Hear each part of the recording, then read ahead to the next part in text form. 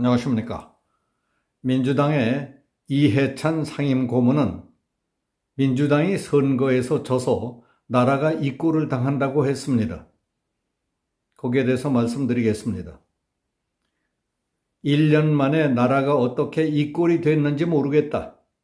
우리가 지니까 이 꼴을 당하고 있다. 다시는 선거에서 져서는 안 된다. 이 말은 며칠 전 이해찬 더불어민주당 상임고문이 당원들과 함께하는 전국 수훈회 민주아카데미 특강에서 했다는 말입니다. 1년 만에 어쩌다 나라가 이 꼴이 됐는지 모르겠다. 지니까 우리가 이 꼴을 당하고 있다. 다시는 선거에서 져서는 안 되겠다는 것을 절실히 알았다.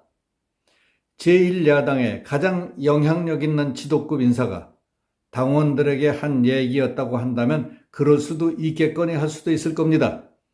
그러나 어떻든 상식적인 국민의 입장에서는 이해찬 고문에게 되묻고 싶은 것들이 많을 겁니다.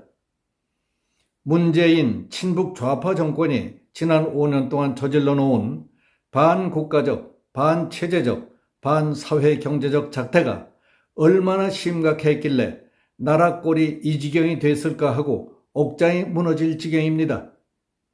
친북 좌파가 정권을 잡은 뒤 불과 몇 년 동안 나라에 성한 데가 하나도 없을 정도로 엉망진창으로 만들어 놓고 망하기 직전까지 갔다는 사실이 놀라울 따름입니다.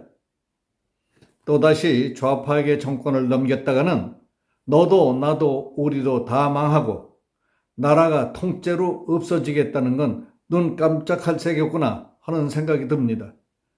정말 정신 바짝 차려 사람 잘 뽑고 표도둑 맞지 않도록 선거관리 잘해야겠구나 하는 것을 절실히 느꼈다고 할 판입니다. 이해찬이 1년 만에 나라가 어떻게 이 꼴이 되느냐고 했는데 거기서 말하는 이 꼴은 무슨 꼴을 가리키는 것이고 우리가 지니까 이 꼴을 당하고 있다는데 여기서 말하는 이 꼴은 무슨 꼴을 당하고 있다는 것인지도 매우 궁금합니다. 대장동 백현동 개발사업 비리 의혹, 성남FC 후원금, 변호사비 대납 의혹, 쌍방울그룹 관련 의혹, 선거법 위반, 법인카드 관련 등 이재명이 수사를 받고 있는 꼴들이 민망하고 안타깝다는 얘기입니까? 대선에 출마했다가 낙선한 뒤 즉각 지역구 의원에 출마해 당선되고 이어서 당대표에 출마해 당권을 잡고 자기가 제안한 국회의원 면책특권까지 누리는 등 민주당을 철저히 사당화, 방탄화한 이재명과 민주당의 한심한 꼴을 개탄하는 겁니까? 이해찬 고문은 검찰 수사를 받고 있는 이재명 대표에 대해 담금질을 당하고 있다. 수많은 담금질을 거쳐야 명검이 만들어진다며 이재명을 명검에 비유했습니다. 지금 법, 질서, 제도가 모두 엉망진창, 개판이 되어버린 이 나라 우리 사회에는 명검보다 더 급호가 중요한 것이 사람다운 사람, 성실하고 믿을 수 있는 사람, 진정으로 국가와 국민을 사랑하고 미래를 지향하는 건전하고 상식적인 참 사람이 더 절실히 필요할 때입니다. 칼이 잘 들면서 부러지지 않는 명검이 필요한 것이 아닙니다. 불의와 불법, 비리, 무례, 안하무인을 가려내고 다스릴 줄 아는 너그럽고 상식적인 보통 사람들이 필요합니다. 잘 드는 칼은 칼잡이를 시켜도 됩니다. 이 고문은 이재명이 담금질을 당하고 있다며 수많은 담금질을 거쳐야 명검이 만들어진다는 위로의 말을 전한 것으로 이해합니다.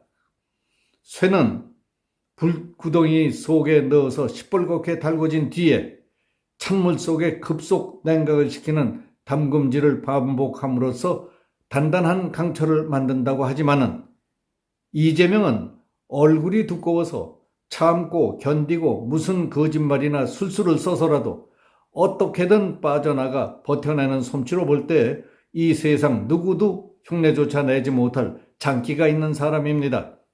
뻔뻔하기 짝이 없습니다. 더 이상 담금질이 필요 없는 요괴 같은 인물입니다. 이해찬은 담금질을 많이 해서 만든 명검만 있다면 국가에 좋은 지도자가 될 수 있다고 믿고 있는데, 그것은 군신유의와 상명하복이 통하던 시대의 사고방식입니다. 따라서 혹독한 담금질 과정을 거쳐 만들어지는 이재명 같은 사람을 중심으로 이기는 선거를 해야 한다고 주장했지만은 바로 거기에 씻을 수 없는 과오와 오판이 있다고 생각합니다. 아무리 담금질을 잘해서 만들어진 명검이라 하더라도 명검도 결국 도구에 불과한 것입니다. 이재명만큼 잘 다듬어진 비인간적이고 무자비한 도구는 이 세상에서 찾아볼 수 없을 겁니다.